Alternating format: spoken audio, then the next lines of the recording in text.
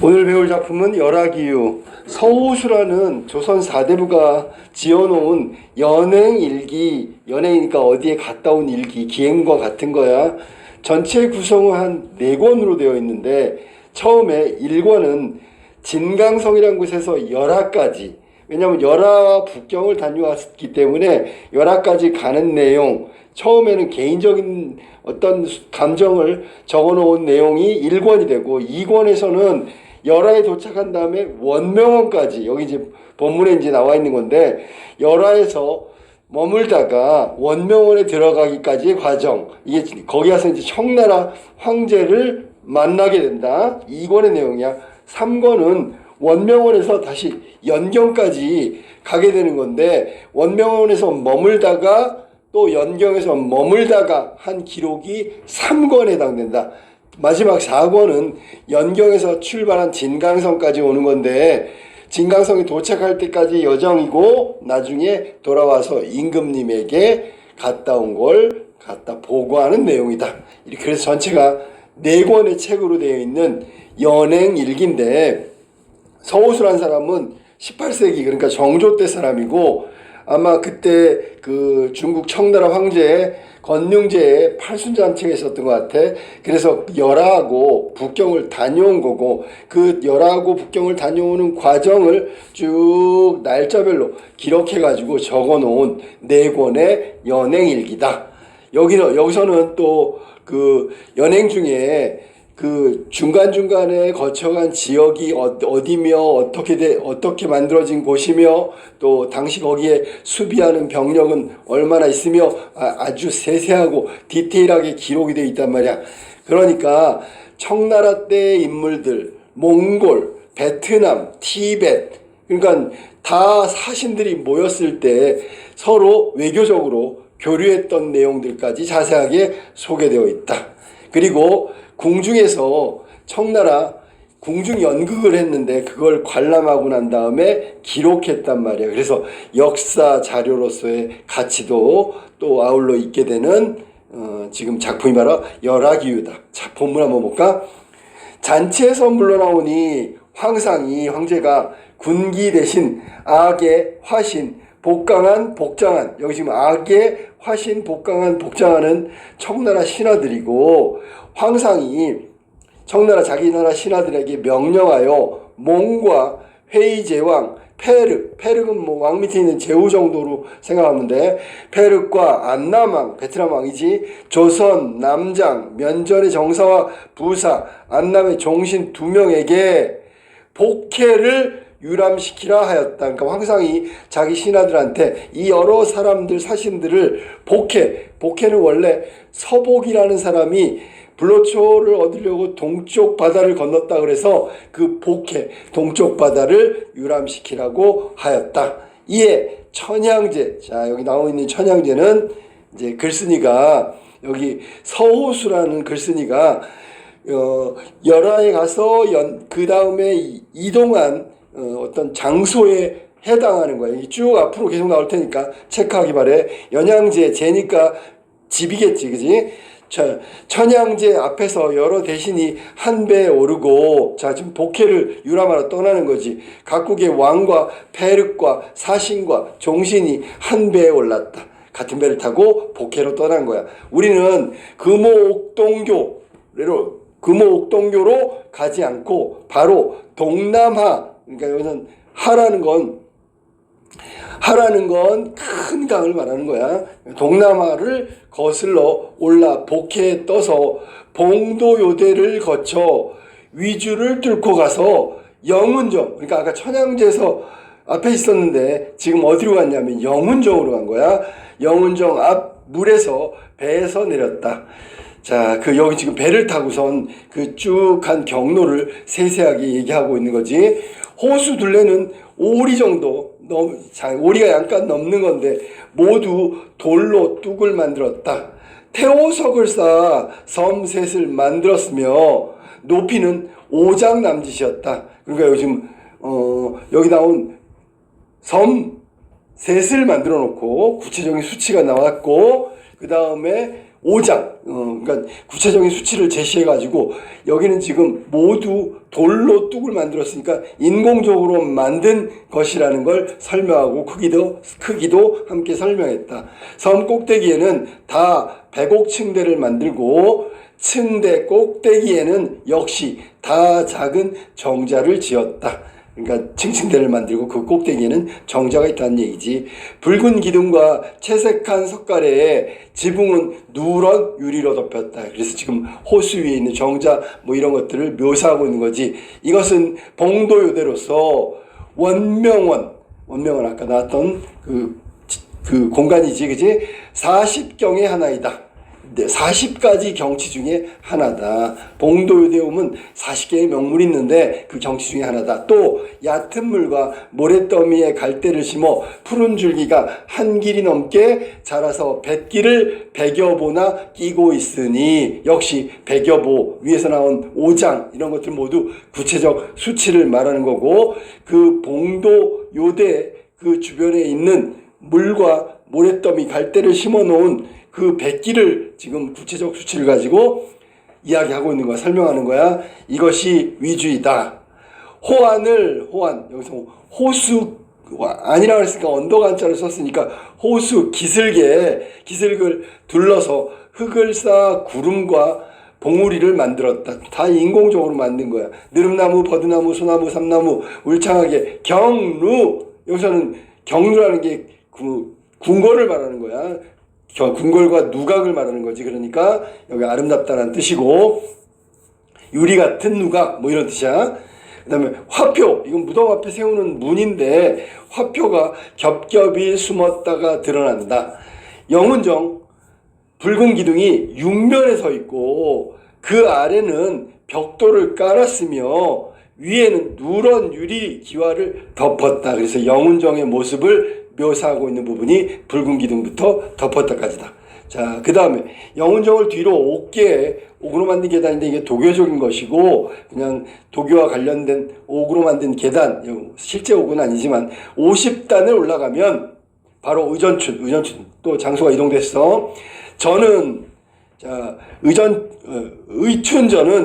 의춘전은 저는 2층이며 복도에 조각한 창에는 금빛과 벽색 푸른색이 서로 비쳐 빛나고 위에는 누런 유리기와가 덮였으며 편액에는 방호 승경이라고 써놓았다. 자, 방호가 아주 뛰어나게 아름답다 그런 뜻이야. 경치가 아름답다는 걸 방호 승경이다 라고 써있어. 지금 의춘전을 간 거야. 안에는 금불 세구를 안치하고, 그러니까 부처님 금장시간 부처님 3개를 안치하고 고동정이와 금옥주패 등 기완 등을 배열하였다. 여기서 먼저 기완이라는 건 아주 귀한 놀이개를 말하는 거야. 그럼 여기 지금 고동정이가 뭐냐? 고동정이라는 얘기는 옛날에 그러니까 구리로 만든 정이라는 것은 원래 다리가 3개 달린 솥이고, 그 다음에 이는 제사 때 술을 담는 그릇이야. 그러니까 화로에 다리가 3개 있는 정과 그릇 이가 있다는 얘기지. 금옥주패까지 해서 기한 놀이개 등을 배열하였다. 금축아첨, 이건 비단 두루마기로 된 문서야. 금축아첨, 그것이 서가와 책상에 가득하니 이는 다 법서와 명화이다 라고 그랬지. 그러니까 의춘전에 서가에는 법률책이 있고 책장에는 금주가첨, 그러니까 비단 두루마기로 된 문서가 가득했다 그런 뜻이야. 전정 좌우에는 각각 고동화로를 안치하였으며 화로 그 뜰에는 왼쪽 오른쪽 좌우에는 고동화로 우리가 보통 얘기하는 동으로 만든 화로를 안치했다 놓여 있고, 높이는 한 2장, 지름은 5척 남짓이 된다. 역시 구체적인 수치를 가지고 전정 좌우에 있는 고동화로에 대해서 설명하고 있는 거지. 의춘전 뒤에는 회란전이 있고, 회란전 또 공간이 이동됐어. 회란전이 있으며 제도는 의춘전과 같고, 그러니까 제도라는 게 그 형식을 말하는 거야. 역시 안에는 금불을 안치하고 금옥기환을 버려놓았다. 금옥기환을 쭉 버려놓은 거야. 회란전에서 동북쪽으로 꾸불꾸불 몇 리를 가면 그 사이에는 서양 천주당의 규모를 본떠 혹은 모나고 네모나고 둥글며 혹은 육면이거나 팔면으로 석회와 기와 가루를 반죽하여 층층 누각을 지어놓았다. 그러니까 회란전에서 지금 층루로 이동한 거지. 자, 회란전 동북쪽 꾸불꾸불 몇 리에 가면 그 사이에 서양 천주당 규모를 본떠 가지고 모나고 둥글고 육면 팔면으로 석회와 기와 가루를 반죽하였다. 이게 뭘 말하는 거야? 그러면 여기 지금 18세기 장춘원 북쪽에 가면 서양 누각이 있는데 그 서양 누각을 설명하고 있다. 서양 걸 본따서 굉장히 규모가 웅장하게 지어 있다는 뜻이야. 그 다음에 꼭대기는 장막을 덮은 것 같고 마치 모모한 것 같고 비유적 표현 장막을 덮어놓은 것 같고 벽에는 신선과 조수 새와 짐승을 조각해놨대. 신선 모양과 새와 짐승을 조각해놨어. 창에는 유리 혹은 양각을 끼웠고 양의 뿔을 끼워놨단 말이야. 누각 앞에는 옥랑강과 돌계단이며 계단 아래에는 모두 둥근 연못이 있다. 오동이라는 얘기니까 동이 구리야. 검은 구리지, 그지? 검은 구리로 12층 쌍탑을 섬 가운데 만들어 놓기도 하였고 오동으로 검붉은 구리로 원숭이, 학, 코끼리, 사슴 등을 연못가에 만들어 놓기도 하였다. 태호석으로 못 가운데 섬을 쌓고 섬 위에는 오동으로 원숭이가 일산 우산이야. 우산은 비 올 때 쓰는 거니까 이건 태양 가리는 거지. 일산을 펴고 웅크리고 앉은 형상을 만들어 놓기도 하였다. 누각 위에서 기계를 조작하면 탑모퉁이와 일산 꼭대기, 짐승의 입과 새의 부리에서 물이 비 오듯 뿜어 나온다. 이게 위에서 그 유럽의 그 오줌 싸개 분수 뭐 이런 것처럼 유럽형 분수를 지금 만들어 놨고 건융제라는 청나라 그 황제가 서양인의 도움을 받아서 이렇게 서양과 모습이 같은 누각도 만들었고 분수대도 만들었다는 얘기야. 그래서 누각 위에서부터 뿜어 나온다. 이 부분이 바로 분수대 모습이고 서양 누각을 본땄다. 오동으로 검붉은 구리로 12시 신상을 만들어 연못가에 둘러서 기계를 조정하면 그 시에 해당하는 신상만 물을 뿜고 시간 알려주는 거지 다른 신상은 뿜지 않는다. 12지 신상 알지? 자축인묘 신사오미 그거 말하는 거야. 그 다음에 각 누각 안에는 단양 어탑을 설치하고 저기 단양 어탑이라는데 어탑이라는 게 임금이 앉는 꼭대기 탑을 말하는 거. 거기에는 앉을 수도 있고 누울 수도 있고 평상이라고도 보통 얘기하고 침상이라고도 얘기하는 게 바로 어탑이다. 단으로 되어 있는 어탑을 설치하고 금과 옥으로 만든 기완, 아까 기한 놀이개라고 그랬지. 오동정, 고동정, 유리병풍 등이 여기저기 버려 있다.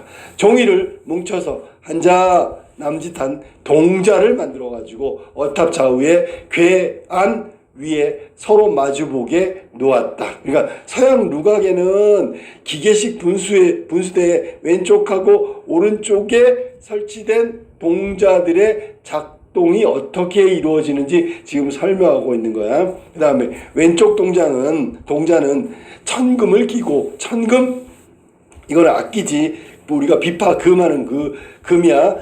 천금을 끼고 오른쪽 동자는 옥적, 이건 필이겠지. 악기야. 왼쪽은 비파 같은 현악기고 오른쪽은 옥적 같은 관악기지.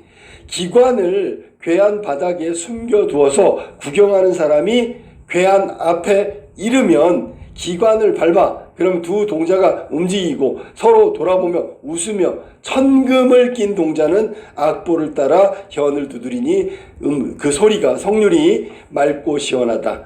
서양 사람의 수리가 아니면 누가 이것을 만들 수 있겠는가? 맨 마지막은 서리적 표현으로 서리법으로 끝난 거고 아무도 만들 수 없다니까 서양인들의 기술력을 아주 높이 평가하고 있는 것으로 끝난다. 이게 서호수의 열하기유 내용이야.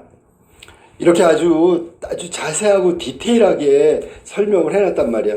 자, 그러면 본문의 내용을 잠깐 살펴보면 글쓴이는 위주에 갔을 때 그 위주의 모습을 구체적인 수치를 들어서 묘사하고 있느냐? 그럼 묘사하고 있다고 해야 되겠지.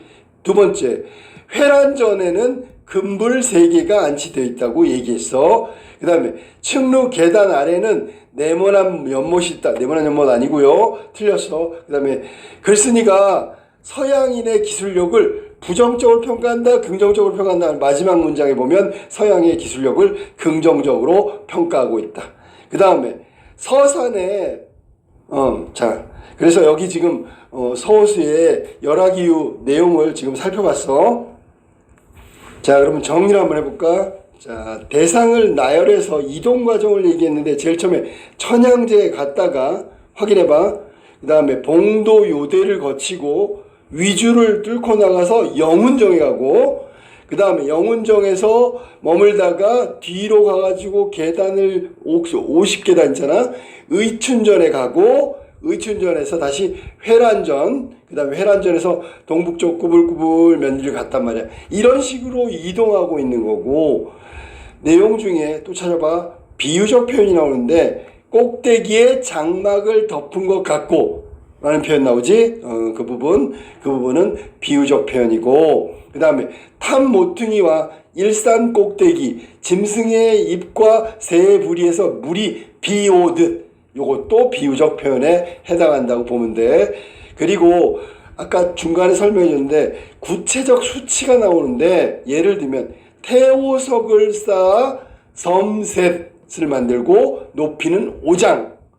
그 다음에 또 뒷부분에 가면 백길 100여 보를 끼고 있다라는 거, 뭐 이런 것들도 사실은 구체적 수치가 되는 거고, 마지막에 거기 보면 전정, 그 의춘전 앞에 있는 정원의 좌우에 고동화로를 안치해 놨는데 높이가 2장 구체적 수치, 지름은 5척 남짓이다라고 얘기했으니까 구체적 수치를 말하고 있는 거야. 그 다음에 맨 마지막은 물음의 방식이지만 서양의 기술력을 높이 평가하고 있다라는 거야. 전체적으로 여정을 살펴보면 천양제 앞에서 그 다음에 영운정을 가고 의춘전, 회란전, 그 다음 마지막 서양루까지 가게 되는 거지. 이게 열하기유의 그 여정이라면 여정에 해당한다고 볼 수 있어. 글의 종류는 그냥 연행 일기라고 그랬으니까, 일기는 원래 교술 장르에 해당되지, 수필이라고 해도 되고 일기라고 해도 되고 견문, 즉 여행기라고 해도 된다. 그러면 자유롭게 써놓은 거니까. 그 다음에 이 수필, 이제 수필로 할게. 이 수필 열하기유의 주제는 뭐냐면 조선 사대부 입장에서 사신으로 갔지. 그래서 청나라 문물과 청나라 문화에 대한 이야기를 하고 있다라고 생각하면 돼. 그래서 간단하게 정리하면 조선 사대부의 시선으로 바라본 청나라의 문물과 문화, 이런 내용을 담고 있는 게 열하기유의 내용이었다. 자, 다시 한번 복습하기 바래.